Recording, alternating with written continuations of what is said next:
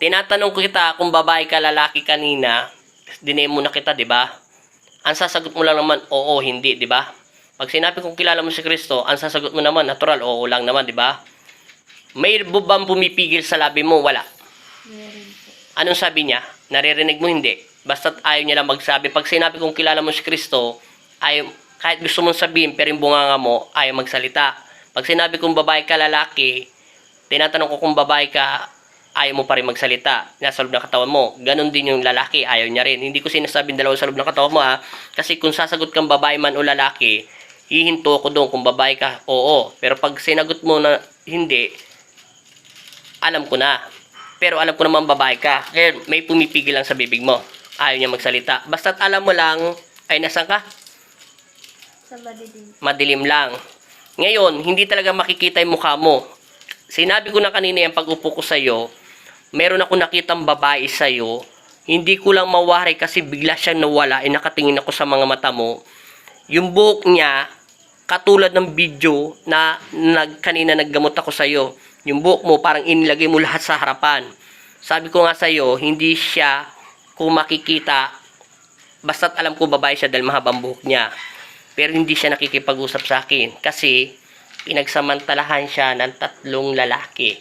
Mismo ang Diyos ang nag-utos sa aking mga isipan. Hindi ko yun nakikita kasi wala naman nakakakita sa patay. Yung buhok niya lang nakita ko. Kaya nasabi kong patay ito. Tapos may tanong pa ako sa iyo. Di ba yung stick malamig? Okay. Yung nakalagay sa paa mo. Pero yung doon sa daliri mo, mainit ba yung masakit? Malamig? Wala. Wala. Kasi naputol yung palito. Kaya kinabitan kita ng stick para malaman ko ang detalye kung totoo talagang patay na sa mo. Pero binigay ng hudyat ng Panginoon Kristo, isa ka daw patay. Matagal ka na daw na mamayapa at nagkaroon ka man ng konting tampo sa Panginoon Kristo. Yung nasa loob ng katawan mo, hindi ka ha. Tapos yung patay ay pinagsamantalahan ng 2 lalaki hanggang 3. Bali 3 sila. Pero inispat ni Magnetico sa akin ay 3 daw yon. Kaya takot na takot siya, doon kanya itinapon sa dilim. Hindi ikaw yun, yung patay na sa loob ng katawan mo. Pero sabi mo dati, nagpagamot kayo sa manggagamot. Opo. Ginamit ni medium yung nanay mo. Opo. Okay naman yon yung paggagamot sa'yo. Pero, kung talagang kinukulam ka, madadampot ko pa rin yun. Kasi, nagkagusto sa'yo, sabi mo, di ba? Opo. Hindi, yung patay ay matagal na sa'yo. Matagal na siya nakatira sa bahay mo o sa loob ng katawan niyan. Kasi alam mo bakit ko nasabi yon? Ang mga mata mo ay iba sa mata ng normal na tao. Kaya ko nasabi na may babae at may patay dyan sa loob ng katawan mo. Ngayon, tatanungin kita ulit. Yung pag natutulog ka na nanaginip ka ba ng kakaiba na hindi kayang ipaliwanag? Panaginip o may naalala ka wala? O pero minsan binabangungot ka na hindi mo maintindihan?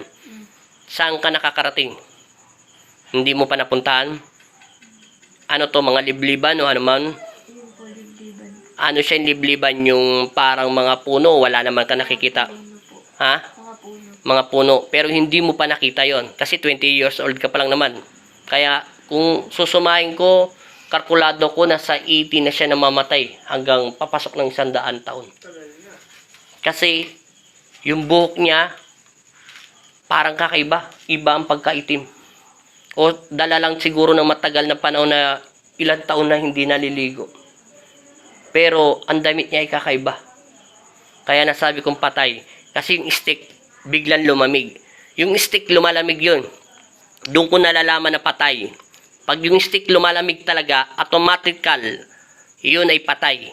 Kasi yun ang simbolo ng mga patay. Sila ay mga matatagal na mayapa na naghahanap ng katarungan sa kanilang nangyari sa buhay. Pero hindi mo ako umiiyak kasi maririnig doon sa video na umiiyak. Hindi umiiyak ang mata ko. Yung puso ko galing sa langit yun. Ibig sabihin galing sa Diyos. Umiiyak ang anghel o ang Panginoon Kristo dahil siya ay namatay sa karumal-dumal na sakit. Hindi yung sakit ha. Yung pagnanasa o pagre-rape sa kanya o pagsasamantala. Yun, dun siya namatay. Aminin ko siguro yung puso ng babaeng yun ay nagkaroon siya ng matinding tampo. Pero nakita at pinakita ng Panginoon Kristo simula diyan sa likuran mo hanggang doon sa gitna namin. Hindi ko nakita na mata ko ha. Biglang may pumasok sa utak na may bumabang dalawang anghel dyan. Palabas pa lang siya ng gate namin, bigla siya dinampot. At inangat siya sa langit. Dahil yun ay utos ng Diyos. Ngayon, di ka na nanginginig. Kanina, puro ka panginginig. Okay na pakiramdam mo. Yung bukol mo sa breast mo, hindi na masakit. Sige, subukan mo din na. Tumalab na daw yung gamot. Huwag ka matakot. Dalawang kamay kasi. Nagkaroon ka na ng phobia eh. Ilan taon mo na ba sakit yan? Isang taon po. Isang taon. Ilan taon ka na ginamot ng ng manggagamot? Noon po? Oo, ilan taon? Anong ilang taon? Yung naggamot sa iyo na sinabing ginamit na medium yung tatay ay yung nanay mo. Matagal na po. Mga gano'ng katagal? Mga 5 years na po. 5 years na. Tapos matagal ka nang nananaginip na sa libliban. Hindi lang isang taon. Simula nagkaroon ka ng yung ginamit ni medium ng nanay mo na naginip ka na. O, tama nga ako sa iyo. Hindi ko binabypass yung manggagamot nyo. Magaling din siya. Pero hindi nagparamdam yung patay sa kanya. Kasi matagal mo ng sakit yan, di ba? At nananaginip ka ng kung ano-ano nung karumal-dumal at hindi mo pa nawawari at hindi mo pa nakikita to sa tanan ng buhay mo. Sabi ko sa iyo, matagal ng patayan naninirahan sa kanyang katawan. Alam mo bakit kanya nagustuhan? Diyan sa buhok mo. Kaya putulin mo yan ng ganyang katiting. Tapos ianog mo sa tubig. Huwag mong susunugin, ha? Hindi Buhay. ko pa plastic. Huwag mo na plastic. Basta yung para ka lang nagpagupit sa barber. Ganon. Pag naligo ka, bahala ka. Basta putulin mo lang ng konti. Konti lang. Hindi ko sinabing putulin mo. Bahala ka kung magpapagupit ka.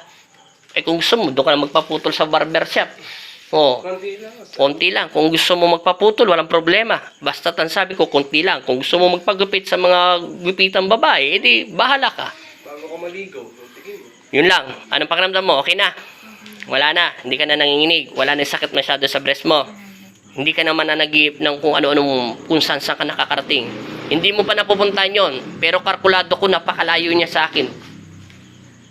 Napakalayong lugar yon. Probinsya yung kinamatayan niya. Kasi taga saan ka ba? Tarlac po. Tarlac. Siguro kalkulado ko baga doon. Malayo siya rito. Hindi ko masagap yung kakayahan niya eh. Pero wala ka na maalala. Kulang na lang. Sampaling kita. Ayaw mo kong kausapin eh. Hindi, joke lang yon. Pero totoo talaga, wala kang alala.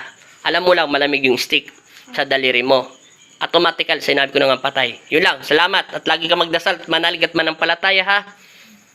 Yun lang, maraming salamat sa inyong lahat ha. Thank you.